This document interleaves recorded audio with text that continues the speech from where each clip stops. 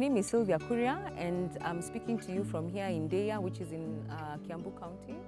And we're here with a group of farmers where we want to, just share our story of how far we've come in championing agroecology, amongst the farmers and the villagers in Ndeiya ward. So in 2021, we took some farmers through training on the different agroecological principles, just to bring them up to speed and for us to really, come together and make a decision to say that, for us as farmers, we want to be able to move towards sustainability. And, the old methods of farming, have proven not to be very successful, and you're not being able to get anything out of the land. In Kiambu County, and especially in Ndeiya, we have 3 climate zones. There's one for Tigoni, which is a bit cold, and then there's one for between Limuru and a place called Tiekunu, which is a bit not as cold as Tigoni. And then we have a very arid area called Ndeiya, which is where we are today.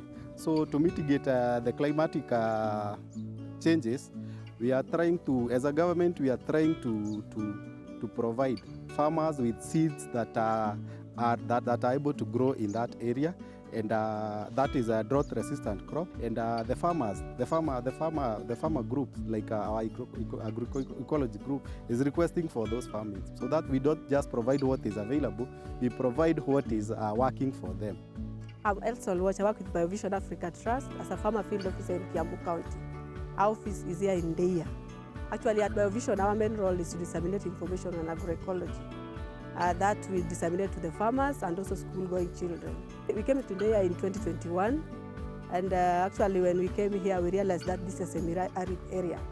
And we were wondering why these people were planting these seeds that are planted in areas that are of high potential, like in Githunguri, which is part of Kiambu County. In 2021, actually, it was very fortunate that when I came to Ndeiya, I met a partner and a farmer who is called Sylvia Kuria. And we started reasoning together. How do we help these farmers here in Ndeiya? Now, together with Sylvia Kuria, with support from Enrich Ball and Root to Food Initiative, that's under Enrich Ball's think tank, we started training farmers on agroecology. That is plus the trainings that have been given under Biovision Africa Trust. But for us, we wanted to establish and get ourselves organized. So our group is actually known as Agroecology Action Group, and we've been registered as a CBO. We've taken part in public participation, and for us, part of the process is documenting best practice. So we're documenting what has worked well for us so that it can be replicated to other places in Kiambu County. So for now, we are just in Ndeiya sub-county, but we are hoping maybe in the next 2 years before we get to elections in 2027, that we want to be able to have this same initiative in maybe 3 other wards in Kiambu. So we went through our training, and the farmers went through the principles, and soon after we're having our elections in 2022, whereby we said, how can we be able to bring these issues into the space of the government, or how can we be able to actually let the county know that, there are farmers here who are championing for agroecology and want to be able to make sure that, the activities and fundings are going to be aligned towards supporting agroecological principles. So as a government, we have been able to listen, and we are listening to them. Actually, for the agroecology, as a county, we have a policy in the county assembly. I think it is now in the final stage, so that we can see how we can promote agroecology in our counties and in our municipalities. So we took part in public participation in 2022, right after we got the new government, and we're very fortunate that all the priority areas that we submitted were actually accepted by the county and were put in the county integrated development plans, which are 5-year plans that each county must have. I joined this group three years ago, whereby we came up with the 5 points on how we can improve the agroecology in Ndeiya and in the Limuru municipality. And one of the factors that led us to think about the agroecology in our area is because Ndeiya sub-county is a semi-arid area. Like for us, we actually said that we wanted intervention when it comes to water. This area is a semi-arid area, and we don't have like sufficient water, so we need more boreholes and we need more access to clean water, both for the home use and also for agriculture. So in terms of water provision, because the group requested for some water, we have done water from a place called Doromo, and we have piped it to Ndeiya. So in the tunnels we have two pipes, the freshwater pipes and the farming pipes. So we also did a return pipe, so that people could connect their farms to this water for farming. We had also asked for extension services. Unfortunately, the last extension person we had here retired in the year 2000, and since then we've not got sufficient extension services who are able to advise the farmers and support them in the work that we're doing. They had requested for 5 things. As a county government, we have not been able to do the 5 things for them, because like you understand, the CIDP is a 5 years plan.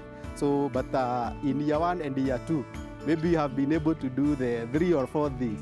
So what we are left with is about the extension officers, and I believe the county government during this financial year will employ the agricultural extension officers. Like today, this morning, we were doing an interview for people so that they can, the county government, through the Ministry of Agriculture at the national level, they are able to do the agribusiness in our area.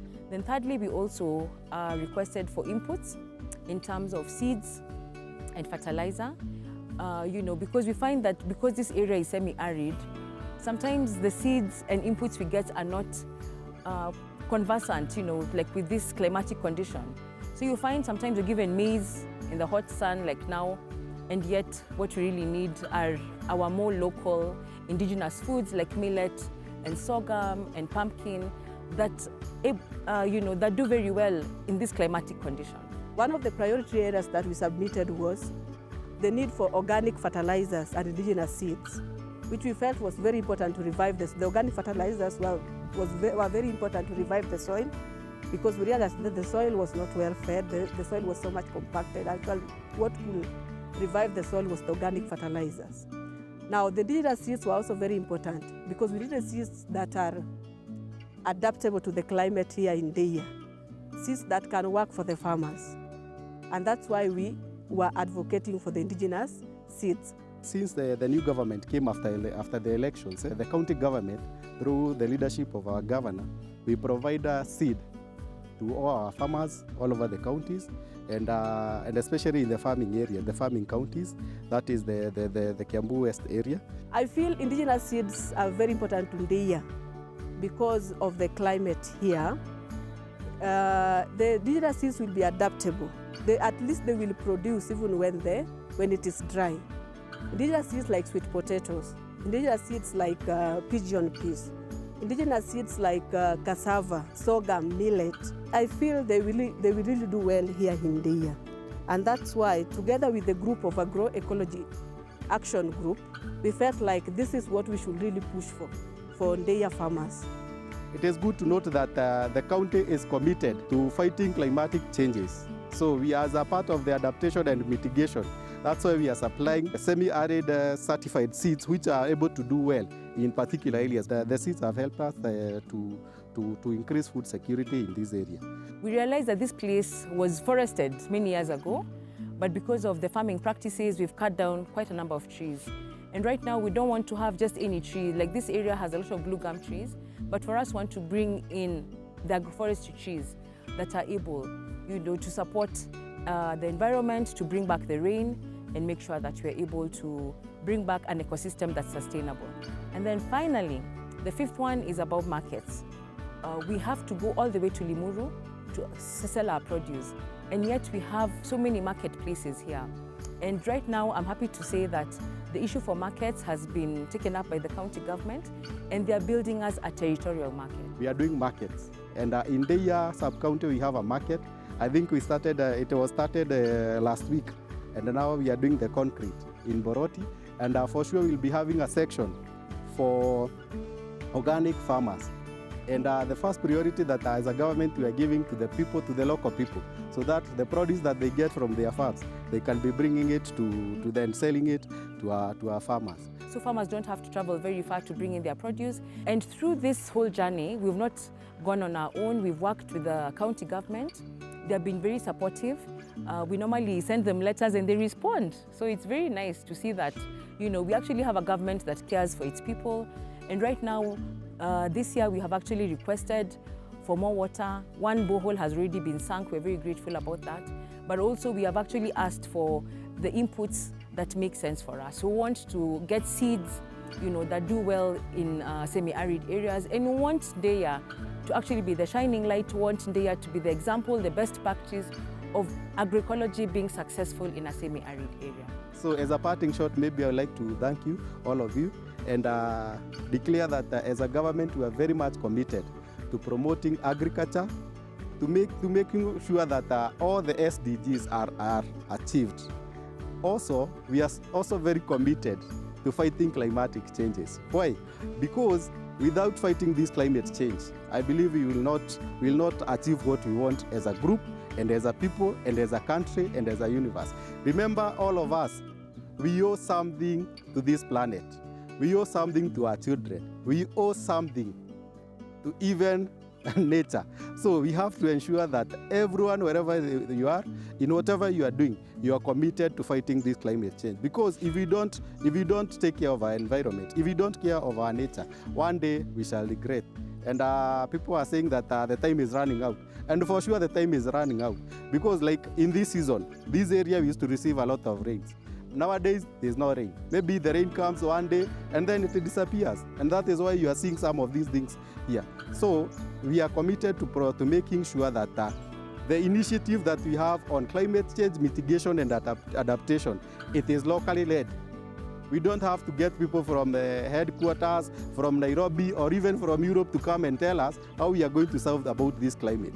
Because planting trees is good. Planting trees seems to be the easiest way to fight climate change. But first of all, conserve energy. Make sure you have renewable energy. Make sure that you conserve water. Make sure that you uproot some of these blue gum trees, because maybe the government will not come and uproot for you, because you are also responsible to taking that climate action.